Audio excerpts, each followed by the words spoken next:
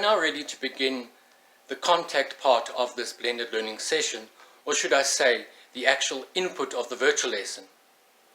Today's lesson is slightly different as we are not only focusing on the content related to redshift and blue shift. We are looking at aspects of the nature of science. So, how do I, as a scientist, know that the universe is expanding? Based on knowing that the universe is expanding, the evidence that is there, why do I believe that the Big Bang Theory is the best explanation for the expanding universe?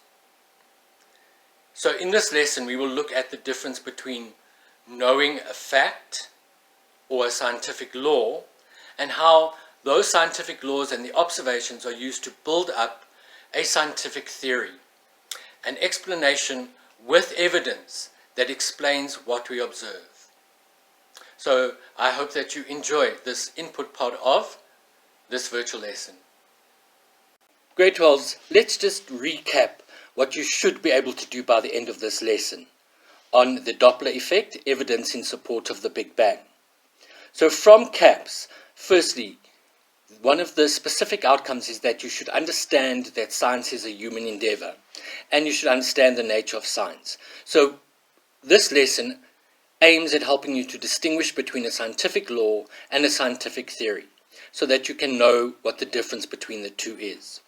Then, specifically for this section, you need to state that the light emitted from many stars is shifted towards the red or longer wavelength or lower frequency end of the spectrum due to the movement of the source of light. And then you need to apply the Doppler effect to these redshifts to conclude that most stars are moving away from the Earth, and therefore the universe is expanding.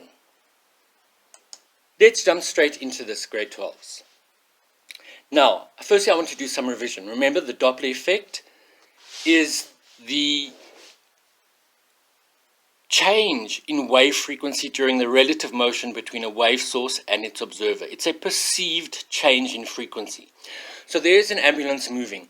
When it's moving away from an observer, then we have a longer wavelength. When it's moving towards an observer, we have a shorter wavelength. The longer wavelength, because the speed of sound is constant, results in a lower frequency, and when it's moving towards an observer, it results in a higher frequency because of the shorter wavelength. Now, this can be represented mathematically with this equation, where the F in green is the perceived frequency. It's the actual frequency. So we know that the observer, who is an astronomer on Earth for the Doppler effect, won't be moving, so we're not going to look at when the observer is moving. We're just going to focus on when the source is moving. We will subtract the velocity of the source when it's moving toward an observer and add it when it's moving away from an observer.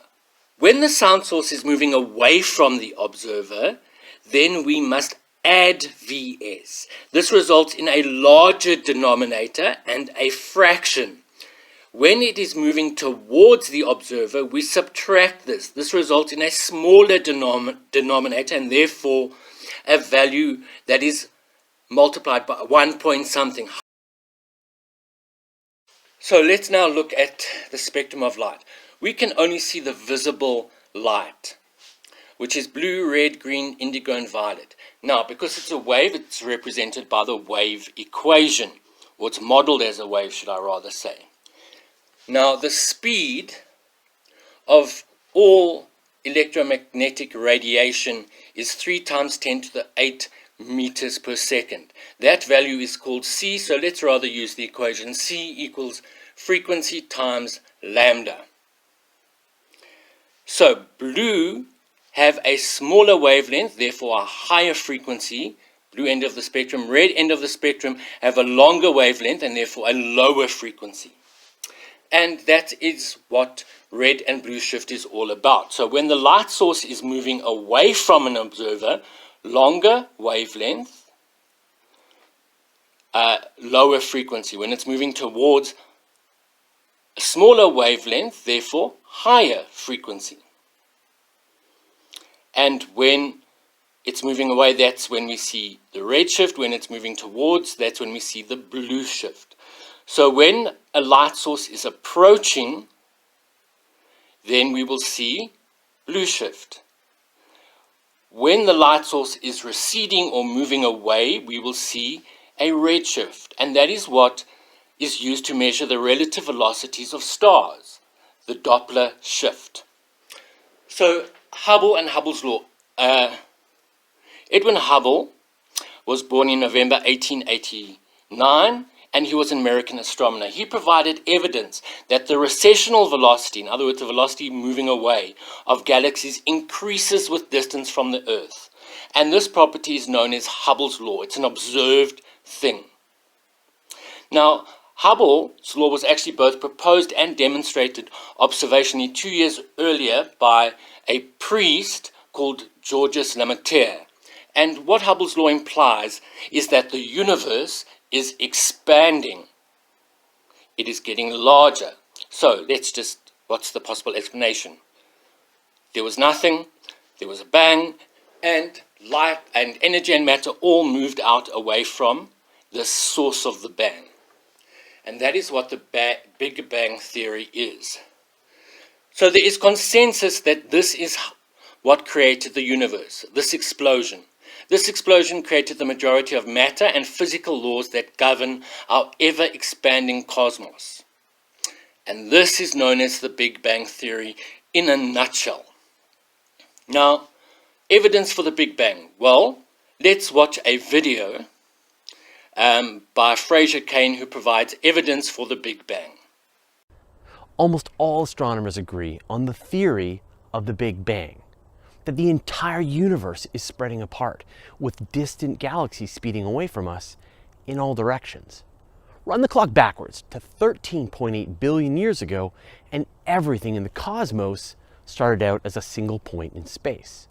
In an instant, everything expanded outward from that location, forming the energy, atoms, and eventually the stars and galaxies we see today. But to call this concept merely a theory is to misjudge the overwhelming amount of evidence.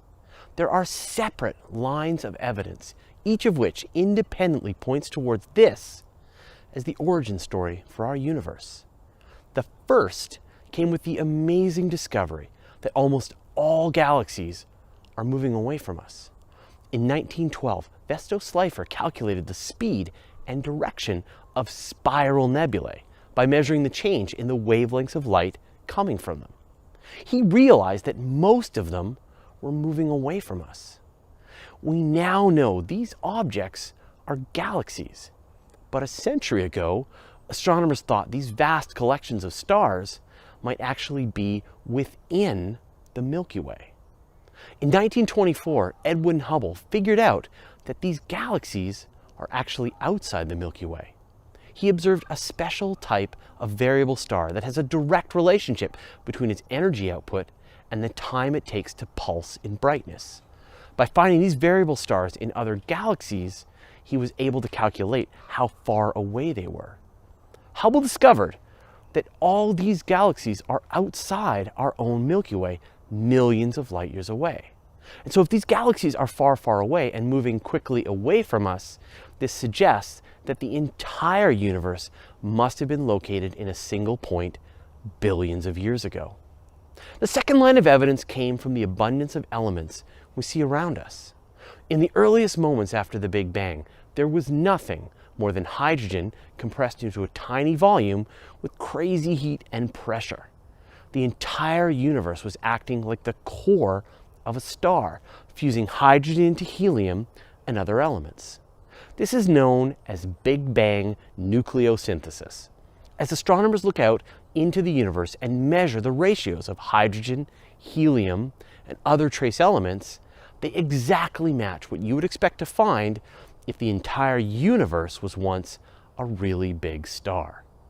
Line of evidence number 3, the cosmic microwave background radiation.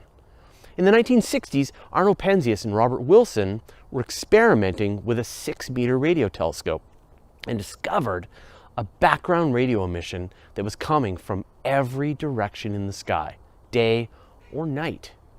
From what they could tell, the entire sky measured a few degrees above absolute zero. Theories predicted that after a Big Bang, there would have been a tremendous release of radiation. And now, billions of years later, this radiation would be moving away so fast from us that the wavelength of the radiation would have been shifted from the visible light to the microwave background radiation we see today. The final line of evidence is the formation of galaxies and the large-scale structure of the cosmos. About 10,000 years after the Big Bang, the universe cooled to the point that the gravitational attraction of matter was the dominant form of energy density in the universe. This mass was able to collect together into the first stars, galaxies, and eventually the large-scale structures we see across the universe today. These are known as the 4 pillars of the Big Bang Theory, 4 independent lines of evidence that build up one of the most influential and well-supported theories in all of cosmology. But there are more lines of evidence. There are fluctuations in the cosmic microwave background radiation. We don't see any stars older than 13.8 billion years. The discoveries of dark matter and dark energy, along with how the light curves from distant supernovae. So, even though it's a theory, we should regard it in the same way that we regard gravity, evolution, and general relativity. We have a pretty good idea of what's going on, and we've come up with a good way to understand and explain it. As time progresses, we'll come up with more inventive experiments to throw at. We'll refine our understanding and the theory that goes along with it. And most importantly, we can have confidence when talking about what we know about the early stages of our magnificent universe and why we understand it to be true. Thanks for watching. Now make sure you click subscribe on our YouTube channel over here. And maybe you've still got some questions about space and astronomy, like this one or that one. And if you don't see the question you're looking for, then send me an email at info@universetoday.com. How did I not know that? I don't know. How old's the universe? I don't know. Hopefully, grade 12s, you were able to list the evidence from the video. Now let's look at a law versus theory. Remember, scientific laws, such as Hubble's law, are statements based on repeated experiments or observations that describe or predict a range of natural phenomena. A scientific theory, on the other hand, such as the Big Bang, is an explanation of an aspect of the natural world, the galaxies moving away from us, that can be repeatedly tested and verified in accordance with the scientific method using accepted protocols of observation, measurement, and evaluation of results. Now, what's important to realize is that the scientific theory explains the how and why of the scientific fact or law that we observe. So a fact is simple, a basic observation. A law is a statement, often mathematical. There is an equation for Hubble's law. So facts are the world's ideas, and theories are the structure of ideas that explain and interpret facts.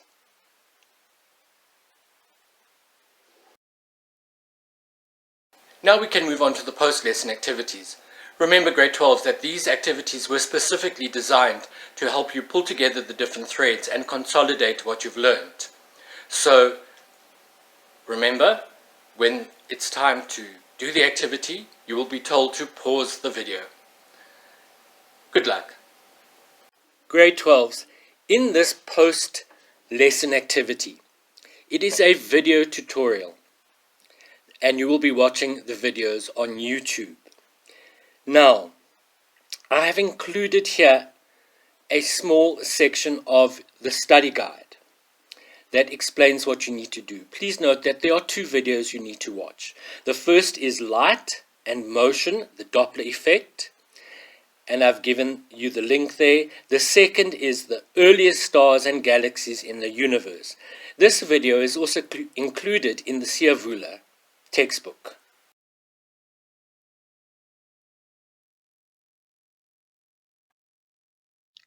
Time to pause the video now. This brings us to today's tutorial, grade 12s. This is a writing task. Yes, a writing task, you heard me correctly.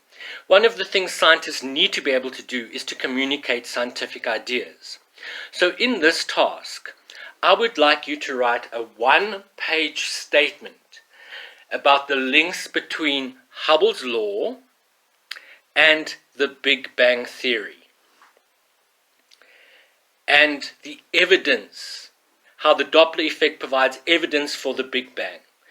You can also include other evidence from the video. Thank you for joining this opinionated science educator from the Mamelodi campus of the University of Pretoria, where I've conducted my virtual lesson with grade 12s on the Doppler effect, specifically focusing on redshift and lightshift. So, until next time, see you then.